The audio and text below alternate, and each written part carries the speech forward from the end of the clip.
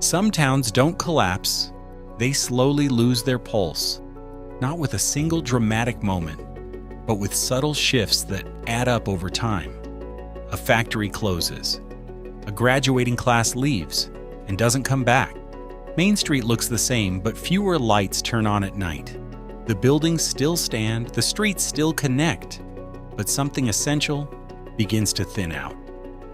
Across Georgia, this quiet transformation is unfolding in places that once felt stable, even essential to their region. These towns weren't destroyed. They weren't abandoned overnight. They simply stopped growing, stopped adapting, and gradually slipped out of the spotlight. Today, we're taking a closer look at what that slow fade actually looks like, and why some communities survive on paper yet struggle to define what comes next.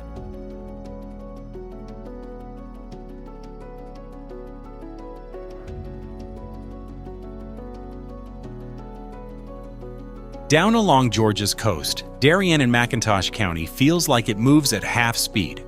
With a population of about 1,650, the town carries a stillness that can feel peaceful or precarious, depending on how you look at it. Weathered docks stretch into tidal waters, shrimp boats idle along the river, and historic buildings lean slightly with age, as if they've seen too much history to rush anything now. Founded in 1736 by Scottish settlers, Darien has endured real destruction before. It was burned during the Civil War and later rebuilt from the ground up. That resilience was woven into its identity. Commercial fishing and shrimping remain economic lifelines, while traditions like the blessing of the fleet and a small museum housed in a former jail anchor the town's cultural memory. But behind the postcard scenery are subtle warning signs: a shrinking youth population, small businesses operating on thin margins, and historic homes that sit vacant longer each year. Darien is very much alive, but survival and long-term stability are two different things, and its future remains an open question.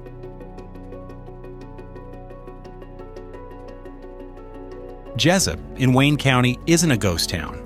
Roughly 10,200 residents still call it home, but there's a cautious energy here, as if the community is waiting for its next chapter to reveal itself. Founded after the Civil War at the intersection of major railroad lines, Jessup grew because of movement, because trains carried timber, goods, and opportunity straight through its center. Even today, the rail tracks slice cleanly across town, a physical reminder of when connectivity meant prosperity. The challenge now is economic vulnerability. Median household income sits near $48,300, and about 22% of residents live below the poverty line. Agriculture and light industry continue to anchor the local economy, but that narrow base leaves Jessup exposed whenever markets shift or demand dips. Downtown, the Little Red Caboose stands as a nostalgic nod to the rail era that built the town. It's symbolic, charming, historic, but also a reminder of a peak long past. Jessup isn't collapsing. It's lingering in a delicate balance, sustained but uncertain, watching to see whether revitalization will arrive, or whether time will gradually wear it thinner.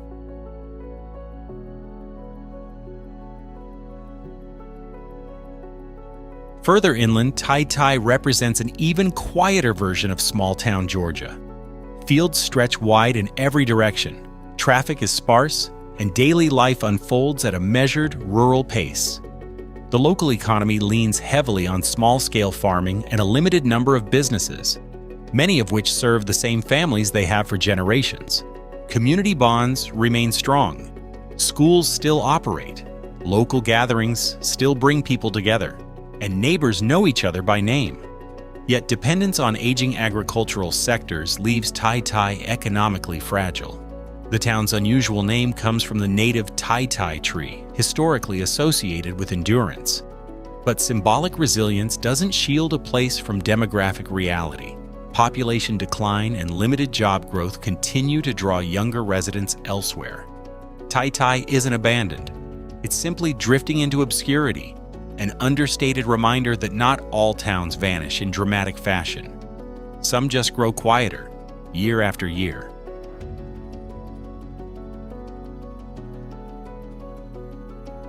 Leaving Tai Tai behind, the drive into Ocilla, the county seat of Irwin County, feels like stepping into a town caught mid-transition. On paper, about 3,100 people still live here. The essentials are intact. Schools operate, churches hold steady congregations, and a few locally owned businesses continue to serve familiar faces. But the visual cues tell a more complicated story. Downtown blocks reveal empty storefronts, aging brick facades, and stretches of sidewalk where foot traffic has noticeably thinned. Ocilla isn't abandoned, but it feels like a place carrying more past than future. Historically, agriculture and small-town trade fueled Ocilla's economy. Cotton fields and regional commerce once generated steady income and local stability. Over time, however, business closures and the outward migration of younger residents chipped away at that base. Median household income now sits around $35,000, significantly below the state median, and unemployment trends above Georgia's average. The town didn't experience a sudden crash. Instead, opportunity gradually narrowed. What remains is a community still standing, still functioning, but increasingly distant from the growth corridors reshaping other parts of the state.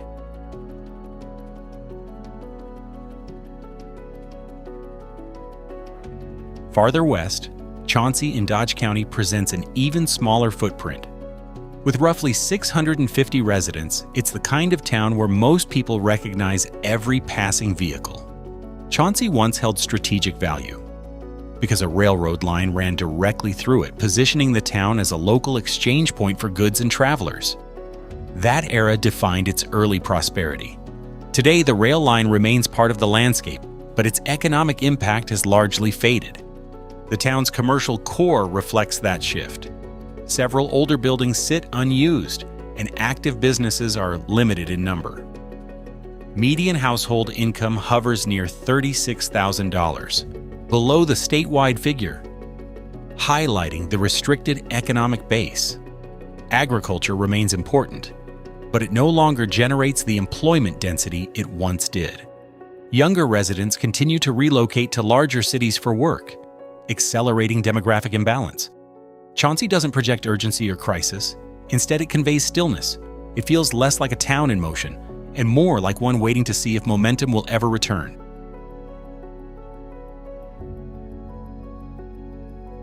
Nestled within the wooded stretches of Wayne County, Odom maintains a quiet presence that can be mistaken for stability. With about 400 residents, it remains operational in a practical sense. Its school continues serving local families. Churches gather regularly, and a small number of businesses persist, yet subtle indicators reveal contraction. Vacant houses appear intermittently along residential roads, and former commercial spaces no longer generate the activity they once did. Odom's origins are rooted firmly in agriculture, particularly corn and cotton production. That reliance sustained the town for decades. But economic restructuring and mechanization reduced labor needs across the region. In a town of this size, even minor population losses carry visible consequences. Median household income trends below the state average, reflecting limited diversification in employment opportunities. Historic early 20th century structures, including wooden churches and the Old Town Hall, still anchor the landscape, lending character and continuity. But preservation alone does not equal growth. Odom remains present and intact, yet its trajectory suggests gradual contraction rather than renewal. In Scotland, the stillness feels permanent, almost structural. Faded wooden homes line quiet streets, their paint peeling under the southern sun. Former storefronts remain sealed, their windows dusty and opaque. While rusted signs sway gently in the breeze, the town carries itself at an unhurried pace, as though time loosened its grip decades ago. Today, only about 200 residents are believed to remain. The quiet isn't just noticeable, it defines the atmosphere. Scotland exists in a delicate space between persistence and abandonment, where each passing year makes that balance harder to maintain. Yet, it hasn't disappeared. Historic churches still open their doors, anchoring what remains of community life. A handful of local farmers continue tending their fields, preserving traditions that once sustained the entire town. The economy now relies almost exclusively on small-scale agriculture, offering limited employment and even fewer growth prospects. As population numbers shrink and job opportunities remain scarce, Scotland's long-term outlook grows uncertain. What lingers is a tangible sense of history, a town physically present, but slowly surrendering its momentum to time.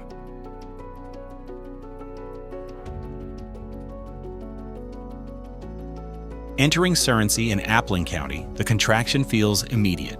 The main road stretches quietly ahead, with little traffic to interrupt the still air. Dust gathers along sidewalks, longtime businesses remain closed, and aging homes show minimal signs of daily activity. Roughly 300 people now call Surrey home, and that number continues to decline as younger residents relocate to Atlanta and to Dunedin and other larger cities in search of broader opportunity. Median household income sits near $32,000, well below the state median, and unemployment trends higher than average, leaving the town economically vulnerable. A few small farms remain active, but significant portions of surrounding land lie underutilized. Schools and churches continue to function, acting as the last, consistent gathering points, even as attendance steadily decreases. Historically, Surrey developed as a stop along a minor railroad line, a connection that once brought movement and trade. Today, that infrastructure holds little economic weight. The town hasn't collapsed. It's thinning gradually, shaped less by dramatic loss and more by steady outward migration. Cedartown, often locally referred to in older records as Cedartown, once served as a modest agricultural and trading center within Polk County. In its smaller outlying areas, population density has diminished significantly over time. Fewer than 150 residents are believed to remain in some of the most sparsely populated sections, many clustered along a single stretch of road that still sees occasional traffic. Beyond that corridor, wide pockets of land feel largely inactive, with minimal residential or commercial presence. Economic strain is evident. Several farms have ceased operation, small businesses have closed, and employment opportunities are limited. Household incomes remain low compared to state averages, encouraging younger families to seek stability in nearby towns with more diversified economies. Without meaningful reinvestment or job creation, these quieter sections of Cedartown face the real possibility of continued decline. It illustrates a broader pattern across parts of rural Georgia. Communities rarely vanish overnight. More often, they contract slowly, leaving behind roads, buildings, and to the faint outlines of lives that once filled them.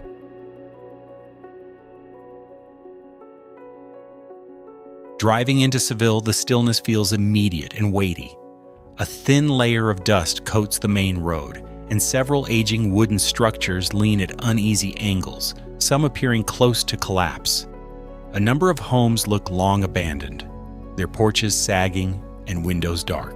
The population is now estimated at roughly 150 residents, many of them older adults who remain tied to family property and generations of history. Younger residents largely left years ago in search of employment in larger cities. With limited public services and almost no sustained economic activity, Seville is edging closer to functional abandonment. Economic momentum has slowed to a near standstill. Small-scale farming continues in pockets, but large portions of surrounding land sit idle and underused. The local shops that once acted as informal gathering spaces have closed one after another, removing key pieces of social infrastructure. Household income levels remain low, unemployment is elevated, and meaningful new investment has not materialized. Seville increasingly feels like a place sustained by memory, its identity rooted more in what it once was than in what it is becoming.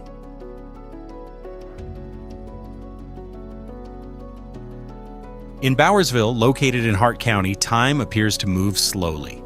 Short residential streets remain quiet, and many older wooden homes still stand, though a noticeable number are vacant or only seasonally occupied. With a population of about 400 residents, the town retains visible signs of community life. Yet demographic decline continues as younger generations relocate for broader career prospects. The local economy relies heavily on small-scale agriculture with limited diversification. A handful of businesses remain in operation, but many closed years ago, reducing both employment options and daily foot traffic. Median household income falls below the state average, and job creation has remained minimal. This combination leaves Bowersville economically fragile and vulnerable to continued population loss. The town illustrates a broader pattern across rural Georgia. Communities that persist, but face gradual contraction as economic shifts outpace local adaptation. Barnesville carries the visible marks of long-term population change. In its most sparsely settled areas, activity is limited, and infrastructure shows signs of age and neglect. Some roads remain quiet for long stretches. Older wooden homes stand unoccupied, and certain structures have deteriorated significantly over time. Historically rooted in agriculture, portions of the surrounding countryside experienced steady outmigration as economic opportunities narrowed. Today, in these quieter sections, public services are limited and commercial activity is minimal. Schools and businesses that once anchored daily life have either consolidated elsewhere or closed. Agricultural land in certain pockets lies fallow, and natural growth has begun reclaiming unused properties. While Barnesville as a municipality still exists, some of its outer areas reflect the characteristics commonly associated with ghost towns, visible remnants of earlier decades, with far less activity than in the past. Arriving in Pitts isn't immediately about statistics, it's about the feeling. The streets are narrow, the homes sit close together, and modest, older storefronts suggest a town that once operated at a steady, familiar rhythm. There's no dramatic decay, no sweeping abandonment. Instead, Pitts carries a suspended energy, as if it's waiting for something that hasn't arrived. It doesn't feel lifeless, but it doesn't feel like it's building momentum either. Then the numbers come into focus. Recent estimates show roughly 358 residents in 2023, down sharply from about 509 the year before, a decline of nearly 30% in a single year. For a town this small, that scale of loss is significant. Walking through its commercial core, fading paint and closed storefronts quietly reinforce the data. Employment options remain limited, and economic expansion has been minimal. Pitts has not crossed into ghost town territory, but rapid population shrinkage and constrained job growth have placed it in a vulnerable position where even small changes carry outsized impact. McIntyre feels like a preserved chapter from another era, carefully maintained yet seldom updated. The town sign shows where, sidewalks run narrowly along the main road, and simple wood frame homes reflect decades of continuity. Around 550 residents live here today, a figure that has gradually declined since the early 2000s in a steady, unhurried pattern rather than a sudden drop. Demographically, McIntyre is predominantly Black or African American, comprising about 62.5% of the population, while roughly 27.8% of residents identify as white. That demographic structure contributes to tightly woven community relationships, even as economic prospects remain limited. The town originally developed around a railroad depot in the early 20th century and was named after a railroad official, a legacy that still subtly shapes its layout and identity. Though the trains no longer define daily life, the imprint of that origin remains visible, embedded in the town's structure and memory.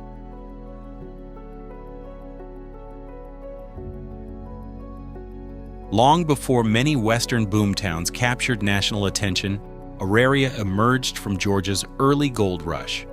Around 1832, this corner of Lumpkin County transformed almost overnight.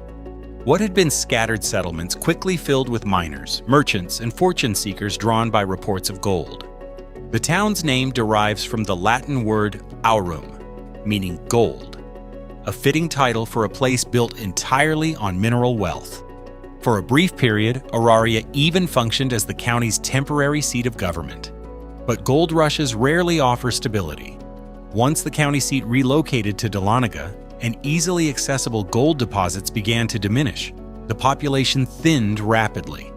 Auraria declined faster than many later boomtowns, becoming one of the earliest true ghost towns associated with the American Gold Rush, decades before similar cycles unfolded across the West.